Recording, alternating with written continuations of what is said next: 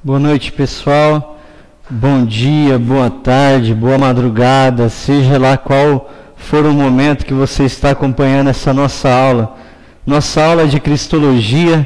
E eu sou o professor Tiago Cruz e é um prazer poder compartilhar com vocês um pouco mais a respeito dessa pessoa, desse nosso Salvador, desse homem divino e desse divino humano chamado Jesus, o Filho de Deus, o Filho de Maria, o Filho de José, o carpinteiro, o Filho do homem e tantos outros nomes que nós veremos um pouco nessa nossa aula de hoje. Nós veremos hoje a respeito dos nomes de Cristo, dos nomes atribuídos ao Messias, dos nomes atribuídos ao nosso Salvador, ao nosso Senhor. Nas aulas passadas nós vimos a respeito das naturezas de Jesus, a natureza divina e a natureza humana. Nós vimos tantos pensamentos que, por um lado, debateram a respeito disso no sentido negativo, negando uma das naturezas, pode ter sido a natureza divina ou a natureza humana. Nós vimos outros lados também exaltando a natureza divina e rebaixando a nada a natureza humana de Jesus. E também em contrapartida a isso nós vemos outros grupos que exaltavam tanto a natureza humana e deixavam a natureza divina de Jesus de uma forma tão imperceptível, tão inapalpável para nós seres humanos tão pequenos. E nós vimos também pessoas simples que abordam o ensinamento, a certeza e a fé da igreja primitiva, que ao ouvirem que Jesus era alguém 100% humano e 100% divino, apenas criam com seu coração e confessavam com a sua boca essa verdade. Nós vimos a respeito disso nas aulas anteriores, e hoje nós veremos a respeito dos nomes do Cristo, dos nomes do nosso Salvador. Há especialmente 5 nomes que requerem uma breve consideração nesse ponto. Descrevem em sua parte as suas naturezas, em parte a sua posição oficial e em parte a obra para a qual ele veio ao mundo.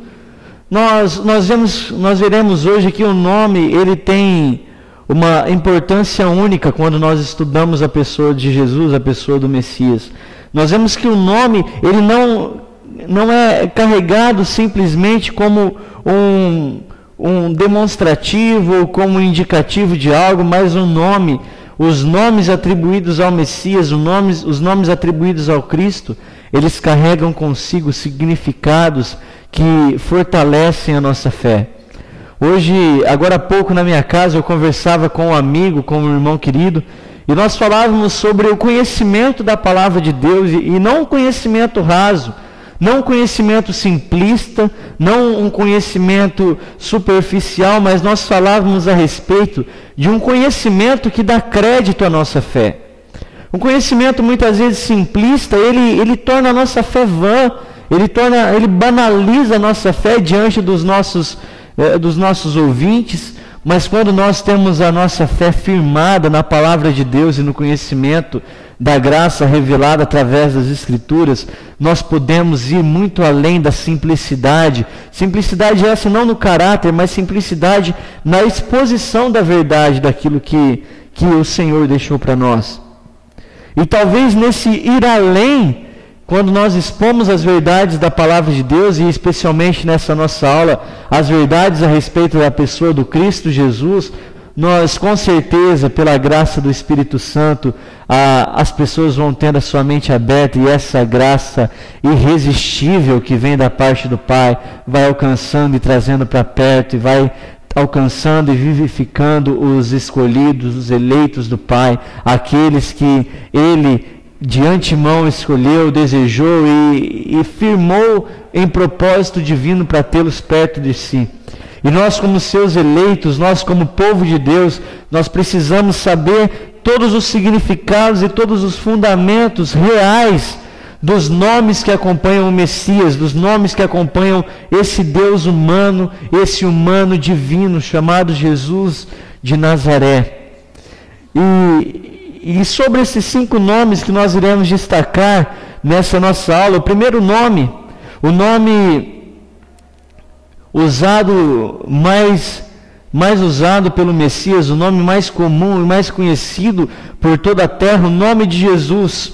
O nome de Jesus, que é a forma grega do hebraico Jehoshua ou Joshua, que corresponde ao nome Josué, ou Jeshua, que é uma forma usada mais nos livros pós-exílicos, como Esdras, como no Zacarias também. E a derivação desse nome tão comum do Salvador oculta-se na obscuridade. A opinião geralmente aceita que é derivada da raiz Yasha, ípio, hostia, salvar, mas não é fácil explicar como foi que Jehoshua se tornou Jeshua. Provavelmente Joshua, derivado do infinitivo, foi a forma original. Vamos ler alguns textos para nós exemplificarmos esse nome, exemplificarmos o significado do nome de Jesus. O primeiro texto que eu gostaria de ler com vocês se encontra lá em Números, capítulo 13, versículo 8. Números, capítulo 13, versículo 8. Se você estiver aí com a sua Bíblia, me acompanhe. A minha versão que eu tenho aqui é a versão da Nova Tradução da Linguagem de hoje. E no meu Números capítulo 13, versículo 8, começa a falar sobre a genealogia, sobre o povo de Israel.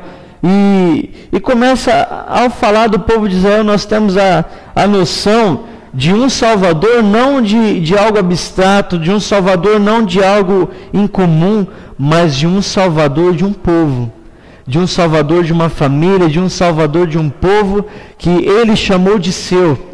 Jesus, o Messias, conhecido como Jesus, que andou entre os homens, ele veio com a salvação do povo de Deus, para salvar o povo dos seus pecados, para salvar o povo da condenação, para trazer-nos reconciliados com Deus. Vamos ver lá agora em Deuteronômio, capítulo 32, versículo 44.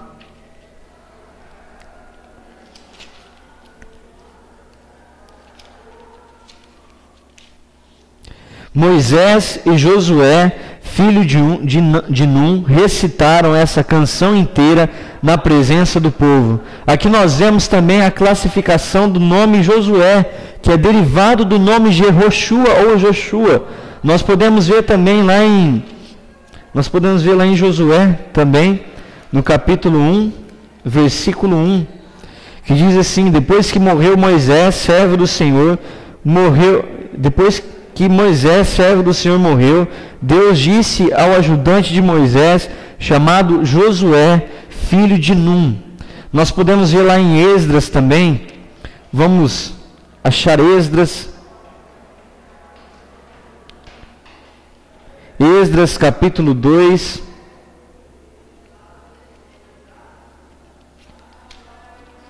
Versículo 2.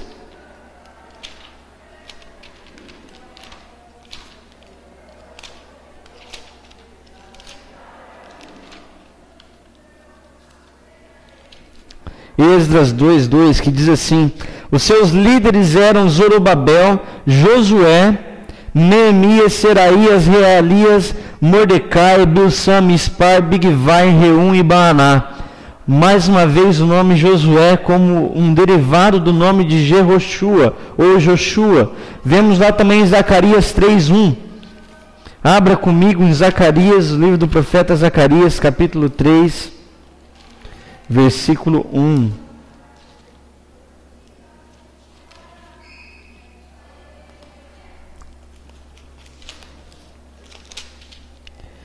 Que diz assim: em outra visão Deus me mostrou o grande sacerdote Josué, que estava de pé em frente do anjo do Senhor. Satanás estava à direita de Josué, pronto para acusá-lo.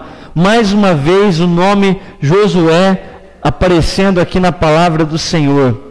E o nome foi dado a dois bem conhecidos tipos de Jesus do Velho Testamento. Depois, o segundo nome importante também do Messias era o nome Cristo. Se Jesus era o nome pessoal, Cristo era o nome oficial do Messias. É o equivalente a Machia do Velho Testamento, ou Mashek, ungir, e assim significa o ungido. Normalmente os reis e sacerdotes eram ungidos durante a antiga dispensação. O rei era chamado de ungido de Jeová. Somente um exemplo de unção de profeta está registrado, mas provavelmente há referências a isto em Salmos, no livro do profeta Isaías. O óleo que era usado na unção desses oficiais, ele tinha um significado. Ele não era apenas um líquido derramado na cabeça das pessoas, ele não era apenas algo que o sacerdote abria de um frasquinho, tirava e colocava sobre a cabeça da pessoa, ou deixava escorrer pelo corpo todo da pessoa, mas o óleo usado na unção desses oficiais simbolizava o Espírito de Deus. E a unção representava a transferência do Espírito para a pessoa consagrada. A unção era um sinal visível, assim como o batismo que nós estudamos nas aulas anteriores era uma expressão, era um sinal visível de algo interior que estava acontecendo. A unção também era um sinal visível de uma designação para um ofício. Ou seja, quando alguém precisava assumir um ofício diante do povo de Deus, se tornando rei, se tornando sacerdote, se tornando um soldado, se tornando seja lá o que for, e aquela pessoa era separada, ela era ungida diante da congregação, para que as pessoas pudessem reconhecê-lo como ungido do Senhor. E a partir do estabelecimento da assunção, era uma relação sagrada resultante do caráter sacrossanto da pessoa ungida. O Velho Testamento se refere à unção do Senhor e o Novo Testamento também se refere a isso. Referências anteriores se acham lá nos Salmos 2 e Provérbios 8, 23. Vamos ler esses dois textos. Salmo capítulo 2, versículo 6, um salmo tão conhecido por nós, um salmo que fala a respeito da grandeza do nosso Senhor, do nosso Jesus, do nosso Salvador, do seu poder diante das nações, do seu poder diante dos inimigos.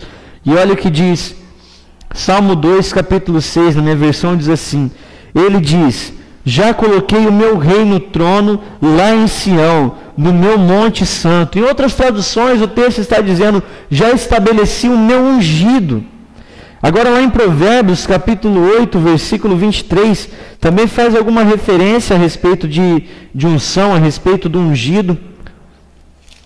Provérbios capítulo 8, versículo 23, que diz assim, eu fui formada há muito tempo, no começo, antes do princípio do mundo, trazendo essa relação que o ungido de Deus, Jesus, não era simplesmente alguém que apareceu no meio da história, mas era alguém que, assim como o evangelista João no seu evangelho nos conta, era alguém que estava a princípio de tudo com Deus e era Deus, e que por meio dele todas as coisas foram formadas.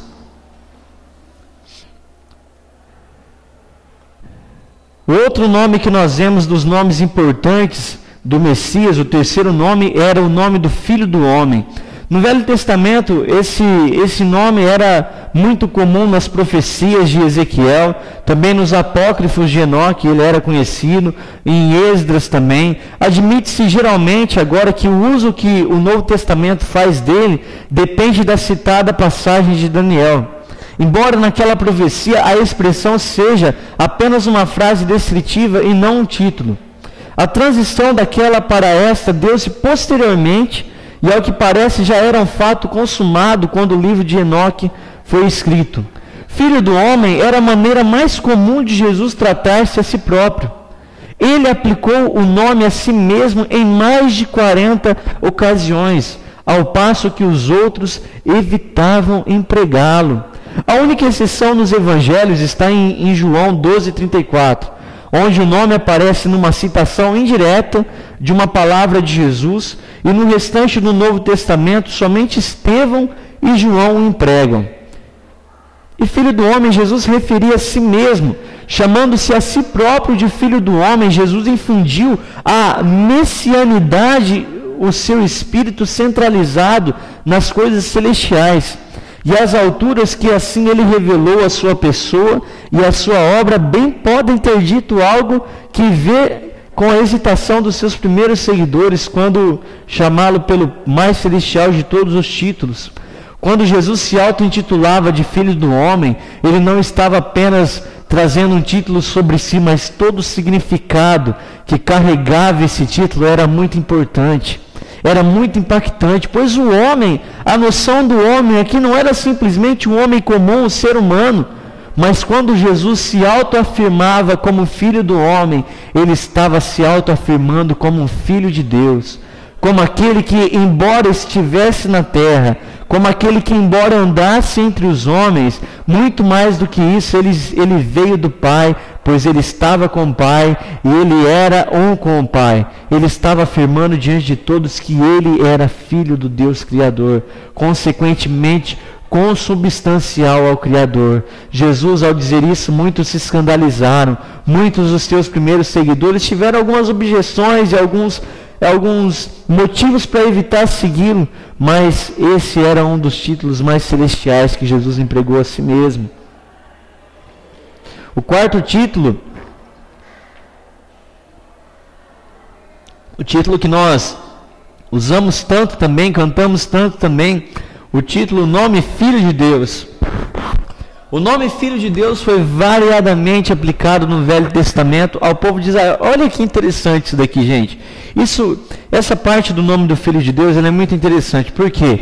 Porque tanto o Messias, o Machia, o ungido, o Cristo ungido, que era usado também no Velho Testamento para designar aqueles que eram separados pelo povo de Israel, ou por Deus também, para desempenhar algum papel na sociedade, algum papel no reino, algum papel no povo de Deus. Nós vemos também que Filho de Deus, na antiga dispensação, no Velho Testamento, ele não era empregado somente a Jesus e também não era empregado somente a uma alusão, a uma afirmação de um Salvador que viria, que era proveniente de Deus, que era Deus e que salvaria a humanidade, que salvaria o povo de Deus de todo sentido opressor daquele momento.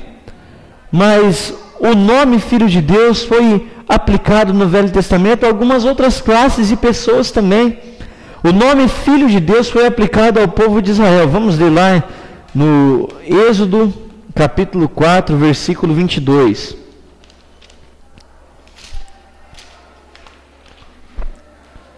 Êxodo 4, versículo 22. Diz assim: então você lhe dirá que eu, o Senhor, digo o seguinte: Israel é o meu primeiro filho. Olha só Deus dizendo a respeito do povo de Israel e chamando Israel de filho dele. Então o povo de Israel também era conhecido como filho de Deus. O nome, o título Filho de Deus também era empregado ao povo de Israel. Nós vemos também lá em Jeremias, capítulo 31, versículo 9. Vamos abrir para ler juntos esse texto também. Você que está me acompanhando, abra comigo aí na sua casa, pegue a sua Bíblia, acompanhe comigo. Jeremias, capítulo 31, versículo 9.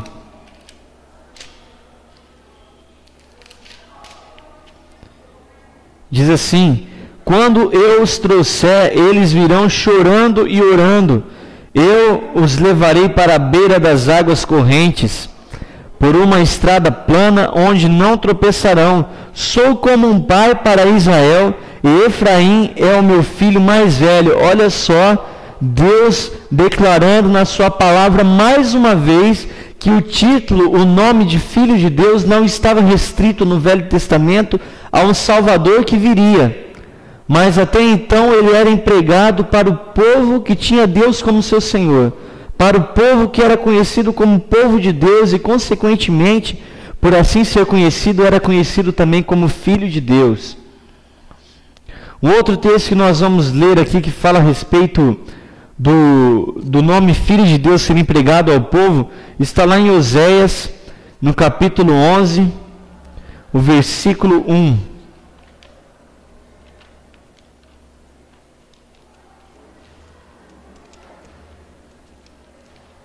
Oséias, capítulo 11, versículo 1. Diz assim: a respeito do meu povo de Israel, o Senhor diz: quando Israel era criança, eu já o amava e chamei o meu filho que estava na terra do Egito. Mais um texto, mais um ponto da palavra de Deus nos mostrando que o Senhor Deus chamava o povo de Israel como seu próprio filho. Dava ao povo de Israel o título de filho.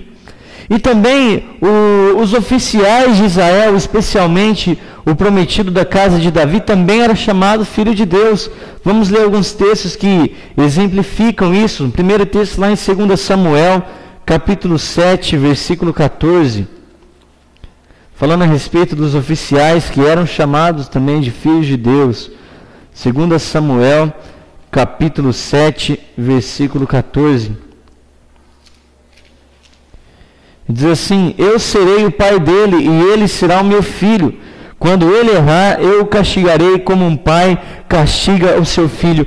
Olha, Deus ele é tão fantástico, ele é tão especial nas suas explicações, ele é tão certeiro em nos deixar todos os significados que ele deseja que fiquem impressos na nossa consciência, no nosso coração, que ele não simplesmente chamava o povo de Israel de filho, ele não simplesmente chamava os oficiais do povo de Israel de filhos, ele não simplesmente chamava o prometido rei da casa de Davi de filho, mas Deus mostra atitudes de um pai presente em relação a um filho. Olha, esse texto é fantástico, gente. Ele diz assim: se o meu filho errar, eu o castigarei como um pai castiga o seu filho.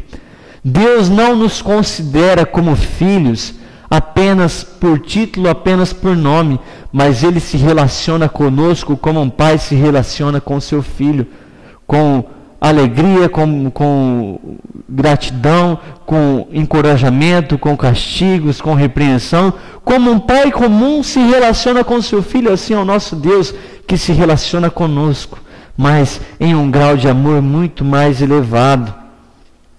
Depois nós vemos lá no Salmo 89 também, versículo 27, essa relação dos oficiais de Israel, do prometido da casa de Davi, e essa relação de pai e filho com o nosso Deus Todo-Poderoso. Salmo 89, versículo 27. Diz assim: eu lhe darei os direitos de filho mais velho, farei com que ele seja o maior de todos os reis do mundo. Mais uma vez, uma conexão entre filho de Deus, entre povo, entre oficiais, entre rei prometido da casa de Davi. Os anjos também eram chamados de filhos de Deus. Quando nós ouvimos a respeito de filho de Deus no Velho Testamento, muitas e muitas vezes está sendo referido a anjos e não às pessoas. Vamos ler lá um texto. O livro mais conhecido que fala a respeito disso é o livro de Jó. E nós leremos alguns textos desse livro que sustentarão essa afirmação de que os anjos também eram chamados filhos de Deus. O primeiro texto que nós iremos ler está lá em Jó, capítulo 1, versículo 6, que diz assim: chegou o dia em que os servidores celestiais vieram se assentar-se diante do Deus, o Senhor, e no meio deles veio também Satanás. A minha versão da nova tradução da linguagem de hoje diz servidores celestiais. As versões mais antigas dizem que era chegado o tempo em que os filhos de Deus se apresentariam diante de Deus, e que no meio deles estavam Satanás também, trazendo para nós o sentido de que os anjos também eram chamados de filhos de Deus. Jó capítulo 2, versículo 1, diz também: chegou de novo o dia em que os servidores ou os filhos de Deus vieram apresentar-se diante de Deus o Senhor, e Satanás também veio no meio deles. Um outro texto mais adiante, lá em Jó capítulo 38, versículo 7, para nós lermos mais um pouco de referência desse título, Filho de Deus aos Anjos, capítulo 38, versículo 7.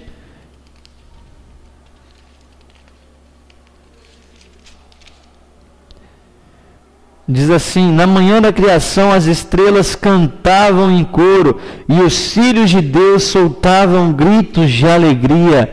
Mais uma vez, servidores celestiais, filhos de Deus, mostrando que os anjos também eram assim chamados de filhos de Deus. Nós vemos também lá no Salmo 29, versículo 1. Anjos, louvem a Deus o Senhor, louvem a sua glória e o seu poder, trazendo mais uma relação de anjos com filhos de Deus. Salmo 89, versículo 6.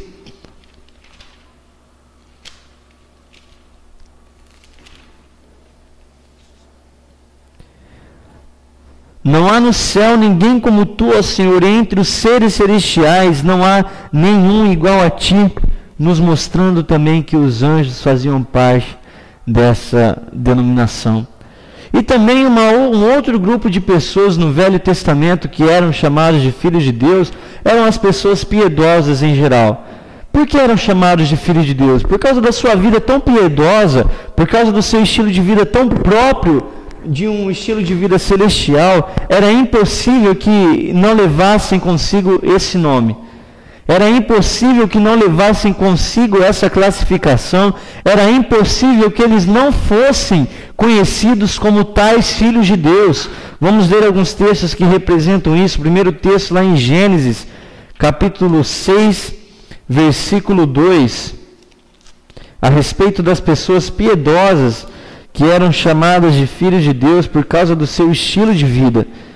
Gênesis capítulo 6, versículo 2, diz assim: olha, os filhos de Deus viram que as mulheres eram muito bonitas, então escolheram as que eles quiseram e casaram com elas. Embora haja muito debate em relação a quem de fato eram esses filhos de Deus, se os filhos de Deus aqui foram os anjos caídos, se os filhos de Deus aqui era a descendência de Enoque, que era um povo que agradava a Deus, embora haja uma divergência gigantesca, nós podemos usar o nome de filho de Deus tanto para as pessoas que serviam a Deus de fato com a sua vida, como também podemos usar na segunda corrente teológica a respeito dos anjos caídos que se apropriaram das mulheres e tiveram filhos com elas, que foram conhecidos como os nefilins, que foram conhecidos como os gigantes da terra, que foram conhecidos como os grandes heróis da antiguidade. Podemos usar para qualquer tipo de título, referente a qualquer pessoa. O Salmo 73, versículo 15, também nos faz essa referência de pessoas piedosas que eram chamados de filhos de Deus.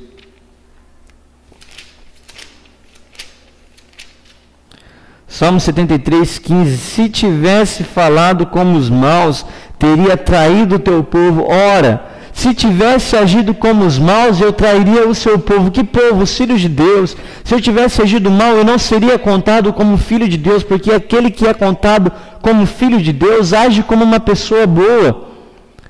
Por isso, então, mais uma referência de que as pessoas piedosas do Velho Testamento eram chamadas de filho de Deus, filhos e filhas de Deus.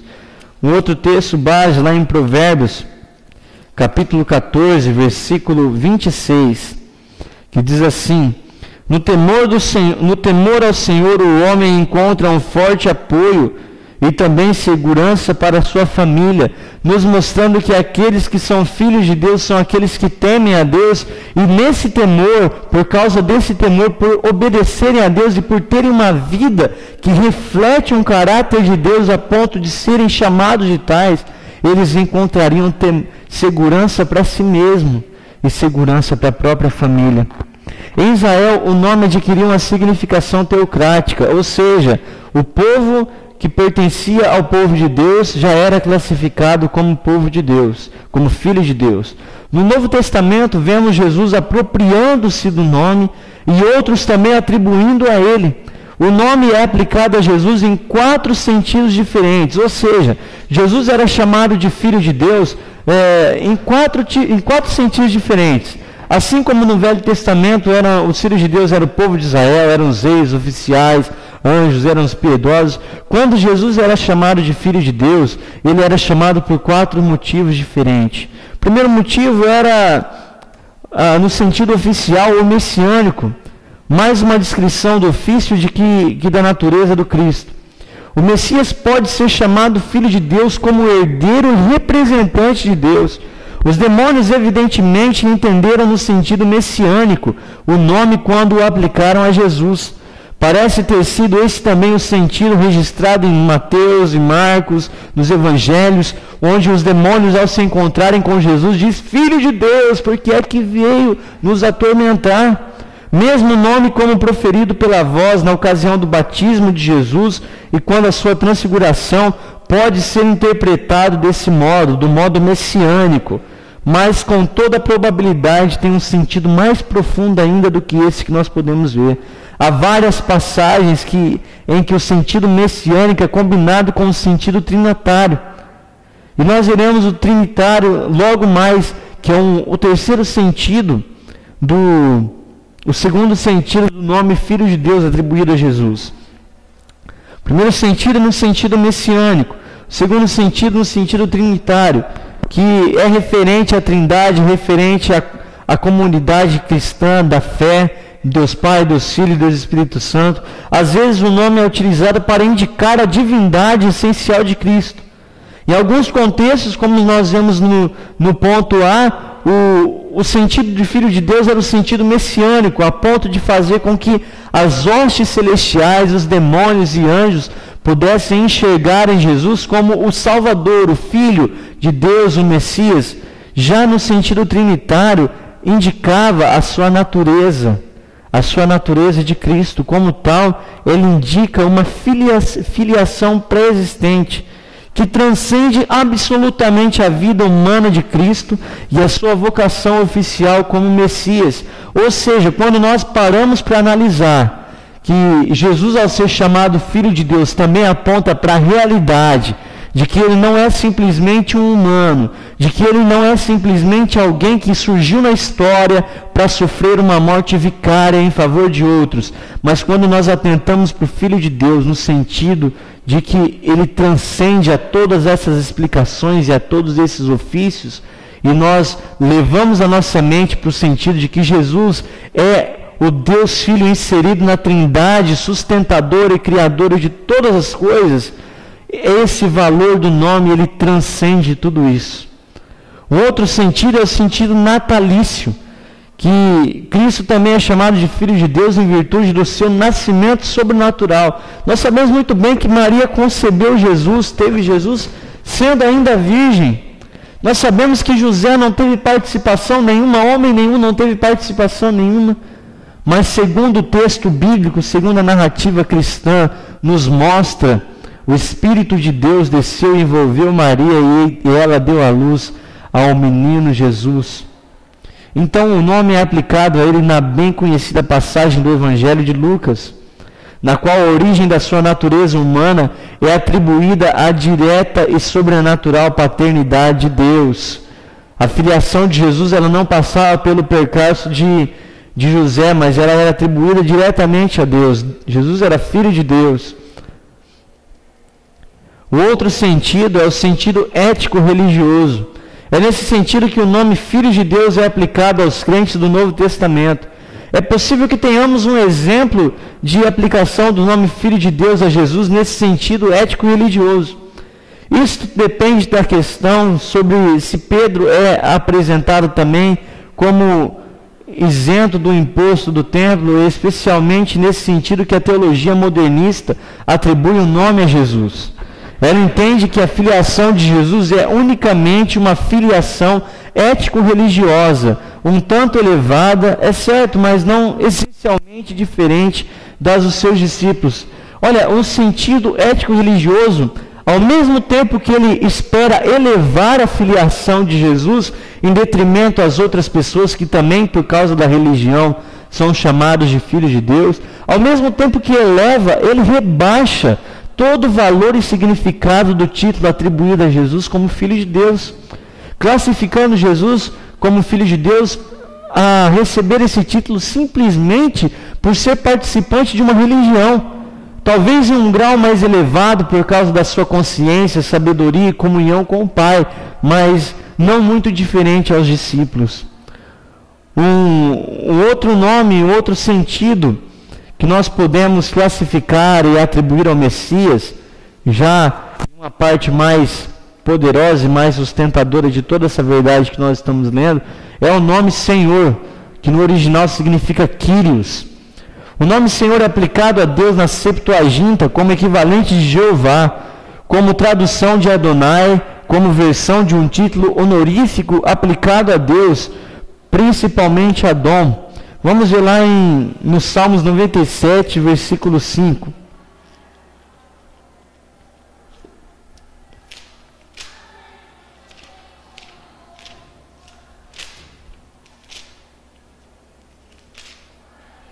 Salmos 97, versículo 5, diz assim: os montes se derretem como cera diante do Senhor de toda a terra. Se nós formos ler na tradução original, talvez o texto estaria dizendo: os montes se derretem como cera diante de Quírios, diante do Senhor, diante do Criador, diante do Sustentador, diante daquele que governa.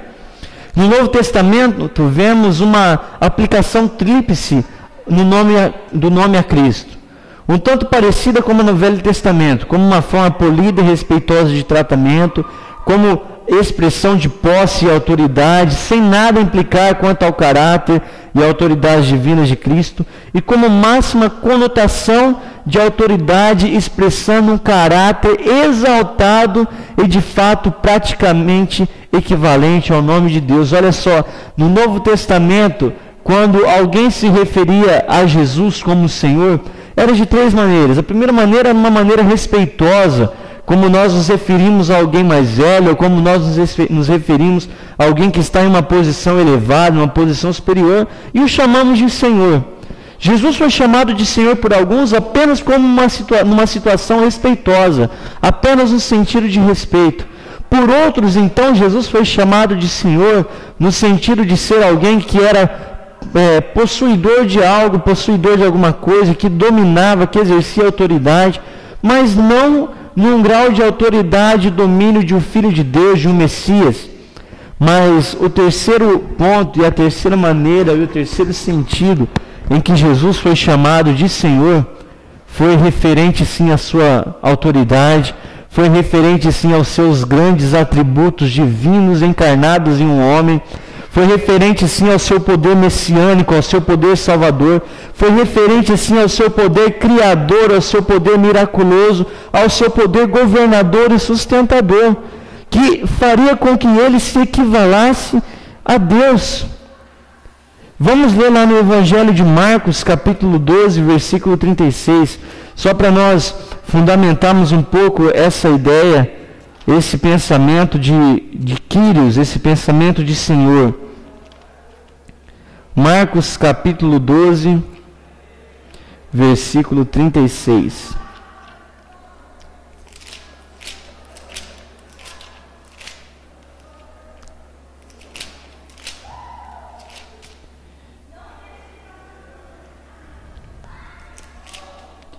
Diz assim: pois Davi, inspirado pelo Espírito Santo, escreveu: o Senhor Deus disse ao meu Senhor: sente-se do meu lado direito, até que eu ponha os seus inimigos debaixo dos seus pés. Aqui Jesus referindo a si mesmo através de Davi como um Senhor, como Quírios, como alguém equivalente a Deus. Depois o versículo 37 continua dizendo: o próprio Davi chama o Messias de Senhor. Portanto, como é que o Messias pode ser descendente de Davi? Depois lá no Evangelho de Lucas, no capítulo 2, no versículo 11, nos fala também um pouquinho mais a respeito de Quírios. Diz assim: hoje mesmo nasceu na cidade de Davi, nasceu o Salvador de vocês, o Messias, o Senhor. Mais uma vez uma referência de Senhor a Jesus. Um outro texto lá em Lucas 3:4, que diz: isso aconteceu como o profeta Isaías tinha escrito no seu livro. Alguém está gritando no deserto: preparem o caminho para o Senhor, o Quírios, o poderoso, o governador, o soberano, o criador, o sustentador passar. Outra referência que nós vemos é lá em Atos, capítulo 2, versículo 36.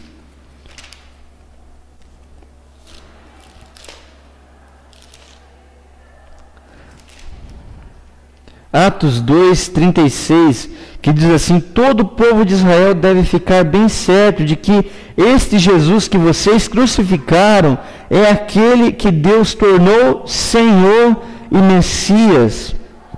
Quando ouviram isso, ficaram todos muito aflitos e perguntaram a Pedro e aos apóstolos: irmãos, o que devemos fazer? Pedro respondeu: arrependam-se e cada um de vocês seja batizado em nome de Jesus Cristo para o perdão dos seus pecados, e vocês receberão de Deus o Espírito Santo. O poder de perdoar pecados era atribuído a Jesus, porque Jesus era conhecido como Senhor, como Deus, consubstancial ao nosso Deus, equivalente a Deus, Deus Filho, o Deus da Trindade, o Deus Filho, o Deus que era Deus, que estava com Deus, que por meio dele tudo o que existe veio a existir e tudo foi criado por ele, o Senhor nosso Deus. Em alguns casos é difícil determinar a conotação exata do título. Indubitavelmente, depois da exaltação de Cristo, o nome era geralmente aplicado a ele, no sentido mais exaltado. Mas há exemplos do seu uso mesmo antes da ressurreição, onde evidentemente já se alcançara o valor especificamente divino do título. Depois nós vemos que, por causa disso, as naturezas de Cristo, desde os primeiros tempos, e mais particularmente depois do concílio de Calcedônia, a igreja confessa a doutrina das duas naturezas de Cristo. O concílio não solucionou o problema apresentado por uma pessoa que era ao mesmo tempo divina e humana, mas somente procurou afastar algumas das soluções que tinham sido oferecidas e que eram claramente reconhecidas como errôneas. E depois nós vemos, voltando para a natureza de Cristo, em sequência a todo o nome e título atribuído ao Messias, nós vemos as provas bíblicas da divindade de Cristo. E essas provas são tão abundantes que todos os que aceitam a Bíblia como a infalível palavra de Deus não podem ter qualquer dúvida sobre esse ponto.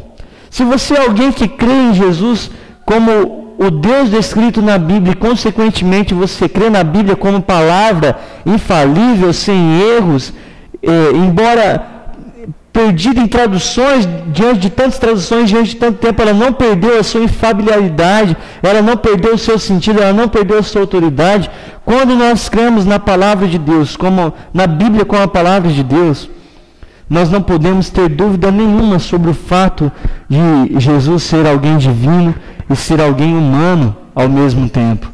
Nós simplesmente cremos, nós simplesmente aceitamos, nós simplesmente abraçamos essa verdade.